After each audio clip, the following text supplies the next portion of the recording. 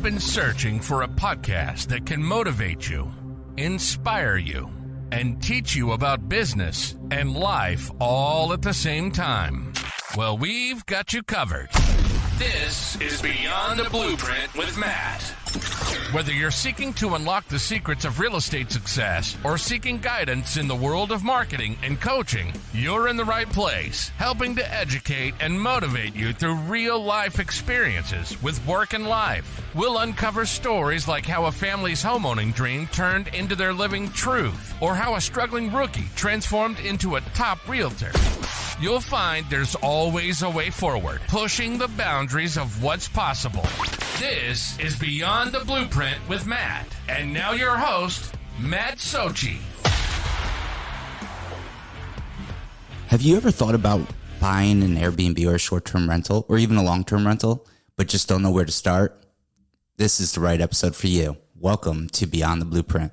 My name is Matt Sochi. I am your host of Beyond the Blueprint, and today we're going to talk about our second segment is how to buy an Airbnb or a short-term rental in 7 steps. So I'm going to go through a list of things that I find that are important, and we're going to walk through it together so that way you are prepared if you're out there looking to buy a short-term rental.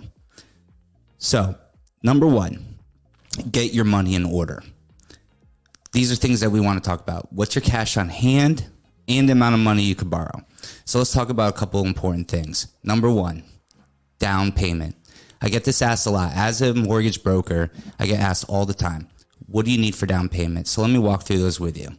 So if you're going to go full doc, which means we're going to evaluate your taxes, your W-2s, your pay stubs, you can do as little as 15% down. However, with all the adjustments that happened last March, it gets very, very difficult to actually do it with only 15% down. So on a basis average, let's just say you need a total of 20% down. So that is going to be your down payment. So you got to start thinking, what is it that I'm looking to buy? Where am I going to buy it and how much? So if you have $50,000, that means that you can only buy a property at $250,000. That's your 20% down. So it's very, very important to understand what is your buying power, what do you have for down payment. The second thing is closing cost. Okay, so closing costs when you buy an Airbnb or a short-term rental or even a long-term rental does get a little bit more expensive. So let's talk about that. So when you look at closing costs on a typical transaction in the United States, it's about 3% of the sale price. So if you're buying a $300,000 home, you should be able to expect at least $9,000 goes in the closing costs, and this includes any lender fees, title fees, government fees, prepaids, escrows, all those different things. So it's very, very important. But the other piece is that is from the mortgage perspective is the origination.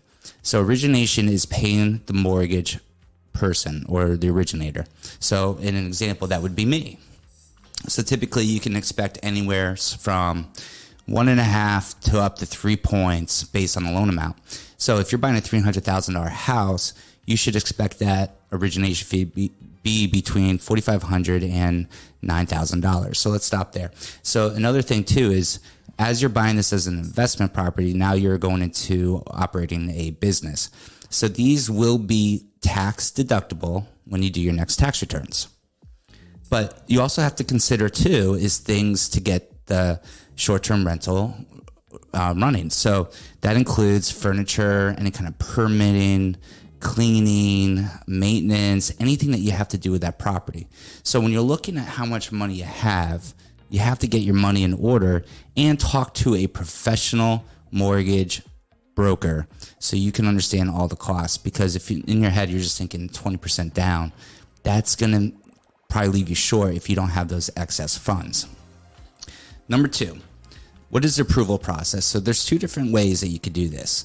The most popular one is called our DSCR loan. That's a debt service coverage ratio loan. So in layman terms, all it means is that your coverage ratio between your rent and your payment is equal. So for example, if you buy a property and you can't qualify based off your pay stubs or W-2s, you could do the DSCR program. Well, how that works is we have an appraiser go there and uses data to analyze what that rental income is. So if it's an Airbnb, they use a software called AirDNA, and that pulls off VRBO. Airbnb, direct bookings that gets reported. So if you're going that route, typically they would take that average and then look at the occupancy rate. And then whatever that monthly income is, that's what they're going to use to qualify you. If we do full doc loan, which is using your income, we don't have to worry about that, but we have to make sure that it fits within your debt to income ratio. So key points. Typically, you want to have at least a 680 credit score. We can go lower, but if you're looking at good pricing, which matters in all of this, and we'll talk a little bit later about that, is that you want to make sure that you're making an ROI. So obviously the interest rates have a very, very big part to do with this. So when you look at that, is what program is the best for you and what is going to make the most sense in your projected return of income. So number 3 is you got to pick a target market. This is very, very important because if you are buying a short-term rental in Alaska, the chances are 10 months out of the year, it's probably going to be snowed in. And you also have to look at is how many people are going to these areas. So things that we look at when we look at investing in properties is A, the location. So what are the local attractions? Is it a very popular concert event? Is there sports? Is there seasons? So these are all different things that you have to look at, and also with seasonality. So down here in Florida, we have the same season all year, which is summer. If you look in North Georgia, they have 4 seasons. So they have spring, winter, fall and summer. So you got to look at different things and see what attracts people. The other thing is, are there rental restrictions? So think about that. So if you go buy a property and you're like, oh, I'm going to make this a short-term rental, and then all of a sudden you find out that you cannot have short-term rentals, well, now you're stuck with a property that you can't do anything with. So it's very, very important that when you start thinking about this is what is your target market? What is your target market, and is it going to make sense? Number 4, you got to be able to look for good deals. So there's a lot of real estate agents out there, tons, and not all of them are great in this category. This is a special niche, okay? So when you're looking at a short-term rental and you're working with a realtor that just started, they might not have a clue about short-term rentals. And it's very, very important that you work with a professional real estate that is an expert in this category, because this is a big investment for you and you want to make money, right? Nobody wants to just throw money down and see what happens. So that's really, really important. But you also got to make sure that you have access to certain tools. So there's certain tools that you could use to look up stuff in a specific zip code. There's a really good one called AirDNA. There's also another one called Price Labs. You could also do your own recon using Zillow and different things on the internet. So it's very, very important to understand what is that market going to bring back to you, because you're not doing this for fun. You're doing this to make money. The other thing is you got to estimate your profits. So when you start looking at this, you got to understand what your monthly expenses are. So yeah, your mortgage payment is just one of the different expenses, but you also got to look at utilities. So is there water? What does electricity look like? What does waste look like? What does the cleaning look like? What does maintenance look like? These are all things that you have to understand is in making profit and an ROI, return on your investment, you have to make sure that you are factoring all the different things. So there are a lot of different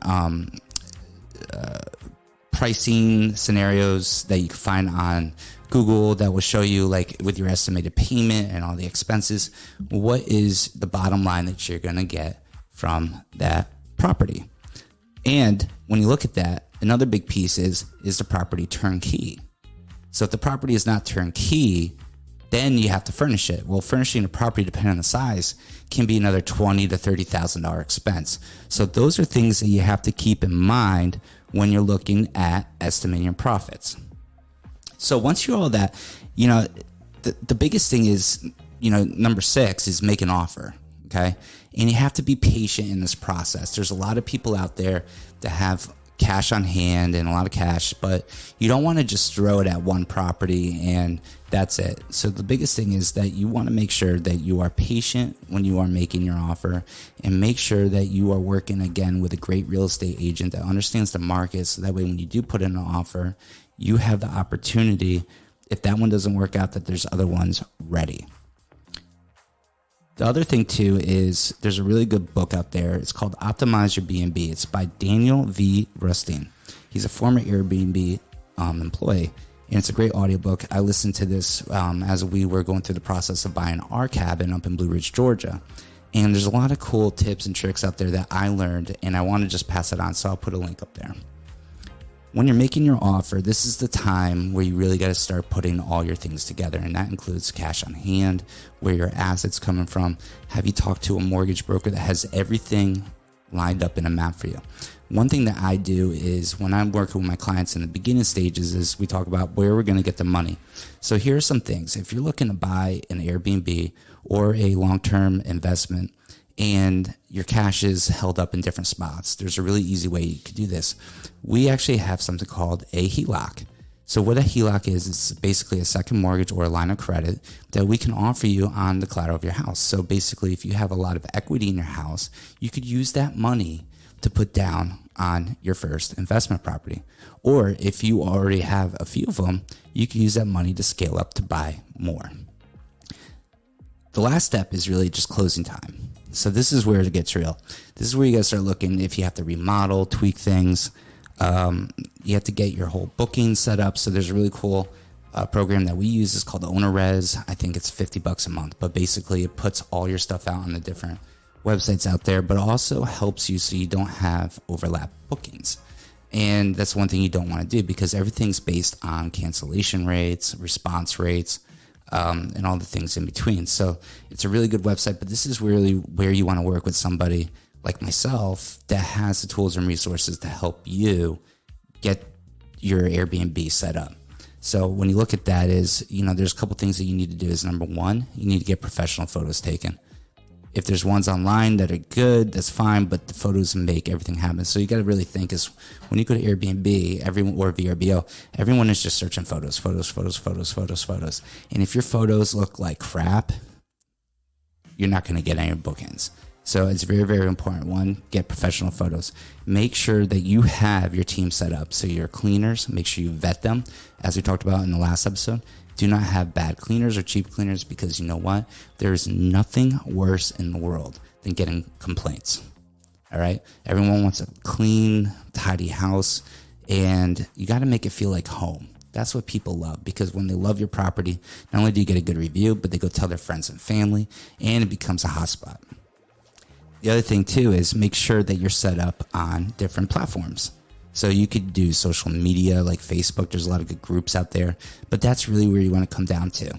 So when you're looking to buy your first Airbnb, again, you got to get your money in order. You got to make sure you have all your things lined up. Number two, you got to have an awesome mortgage broker who's going to be able to help you, guide you through the process, the costs, because it's not just 20% down. There's always costs on it. Number three, you got to make sure you have an excellent realtor that knows short-term rentals. Number four, you got to make sure you understand the profits. You got to understand what's going to be involved in the expenses, and then what's your bottom line, what's your price target. And the last thing is you got to make sure that you have all the platforms set up. So a lot of information in a short period of time. We're going to continue this segment on to other topics within this world. But if you have any questions, this is the time to ask, because as we go into 2024, I have a feeling that rates are going to get lower, which is going to definitely help make this ROI a lot bigger. But keeping cash in hand is not an asset. Having properties is an asset. So if you were thinking about buying an Airbnb and maybe you're just nervous or it's the unknown area, I want you to really understand there's people out there that will help guide you. There's a lot of great stories out there, and there's a lot of success out there. And having passive income is forever. Everyone, thank you so much for watching and listening. This is Beyond the Blueprint, part 2 of getting an Airbnb. If you haven't, make sure you share with your friends, family, and make sure you hit the like and subscribe. I'll catch you on the next episode. You've been listening to Beyond the Blueprint with Matt. Matt's passion is to talk about breaking the mold and exploring the uncharted territories of mortgages, real estate, faith, marketing, coaching, and so much more. Helping to show you there's always a way forward. thanks so much for listening to the show. We hope you've enjoyed it. If you did, make sure to like, rate, review, and subscribe. We'll be back soon. But in the meantime, you can find us on YouTube and Facebook and on all the major podcast channels at Beyond the Blueprint. See you next time.